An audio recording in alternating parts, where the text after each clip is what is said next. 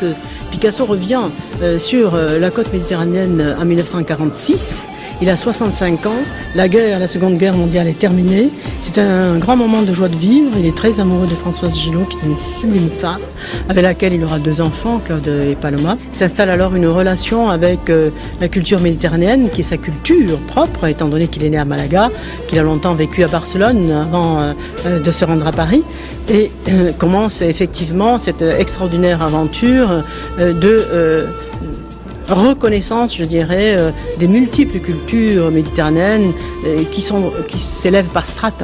Dans le hasard de sa promenade à Valoris un jour de juillet 46, il fabrique 2 ou 3 petites figurines sur le stand des ramiers qui s'occupaient de la fabrique de Madura. Et là commence effectivement cette merveilleuse aventure avec la céramique. Mais pour lui, c'est une aventure comme a été la peinture ou la sculpture. Et vous voyez bien qu'au niveau de cette exposition, c'est une exposition de céramique, mais que c'est aussi une exposition de peinture et que c'est aussi une exposition de sculpture. Picasso a réalisé 3500 œuvres, vous en avez 160.